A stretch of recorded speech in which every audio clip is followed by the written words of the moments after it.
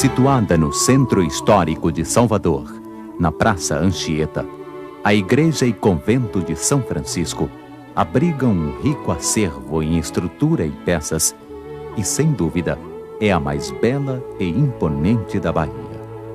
A Caverna de Ouro realiza o ideal de igreja que surgiu em Lisboa e Goa no fim do século XVII e cristalizou-se como tradução magnânima do sentimento barroco, estilo da primeira metade do século XVIII que se contorcia para conjugar devoção e riqueza, Fausto e fé.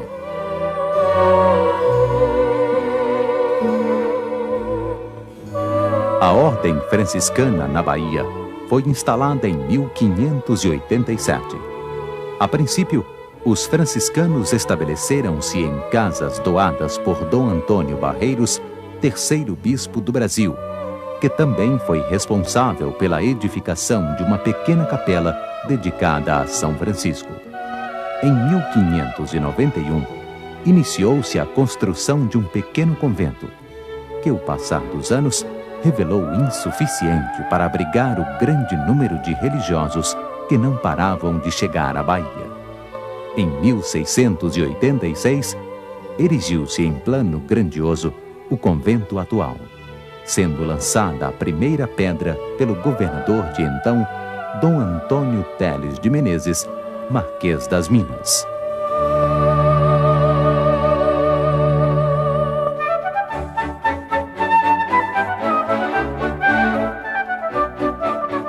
A Igreja de São Francisco da Bahia, ao contrário de outros templos, já nasceu rica e monumental. Foi edificada em 1708, com doações das mais abastadas famílias baianas, para substituir a modesta capela, já arruinada pelo tempo. Em novembro desse ano, a primeira pedra foi assentada, na presença do então governador Luís César de Menezes e do arcebispo Dom Sebastião Monteiro David. Coube ao mestre Manuel Quaresma a responsabilidade de dirigir a obra, que durou 40 anos de empenho, dedicação e sacrifícios, ao fim dos quais ganhou a Bahia um monumento de indescritível beleza, símbolo de nosso orgulho, glória de nossa cultura.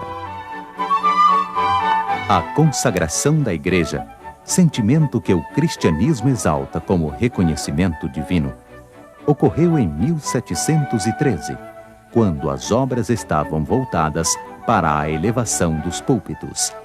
A edificação do templo só foi concluída 10 anos depois, em 1723, com a finalização do frontispício em arenito e a instalação das cadeiras do coro. O laboroso trabalho em prol da obra divina prosseguia, e no período entre 1729 e 1732, o frei Álvaro da Conceição fez vir da ilha de Boipeba, na vastidão da Baía de Todos os Santos, as pedras para as colunas desse claustro de arquitetura espanhola. Arcos numerosos, sustentados por gigantescas colunas de pedra, ladeiam longos corredores com paredes revestidas de extraordinários painéis de azulejos especiais, encomendados de Portugal, que foram assentados em 1752, quando findaram as obras. No gênero, não há nada no Brasil que se assemelhe ao claustro do convento de São Francisco da Bahia. Um centro de convergência onde os frades se encontravam para, a sós, meditar e orar diante dos mistérios da Via Sacra.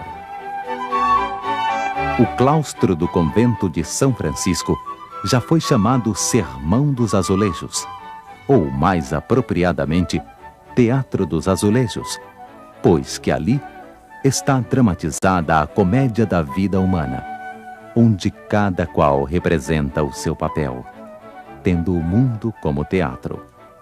Deus é o autor, cuja providência distribui os papéis e os trajes. Os homens, os atores. e a morte, a que desnuda igualmente a todos. Neste teatro foram representados por um autor anônimo 37 quadros inspirados em passagens do poeta romano Horácio, cuja sabedoria, afirmavam escritores contemporâneos, em muito se assemelha às virtudes morais do cristianismo.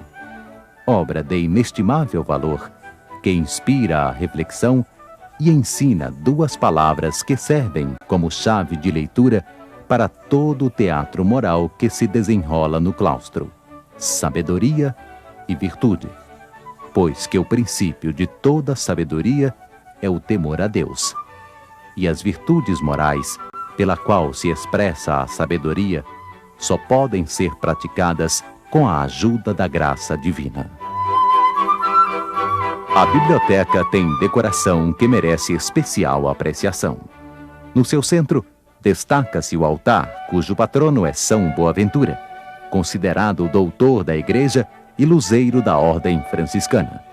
Uma bela mesa de jacarandá do século XVII ocupa com imponência uma parte do salão, e o teto apainelado é guarnecido por magnífica obra em talha dourada, assim como as estantes, onde centenas de livros, impressos e manuscritos, demonstram o apreço da Igreja pela cultura e pela ciência.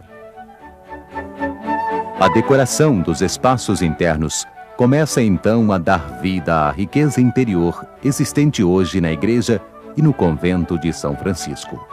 A pintura do teto da portaria do convento, datada de 1774, é uma verdadeira relíquia artística. Nela está representada a perspectiva de José Joaquim da Rocha, expressão máxima do ilusionismo barroco, onde ao centro compõe-se uma apoteose à Virgem, que tem a seus pés São Francisco, Santo Antônio e outras figuras destacadas da Ordem Franciscana. Ladeado pelas portas que levam ao convento, situa-se um pequeno altar que sustenta a imagem do Criador da Ordem.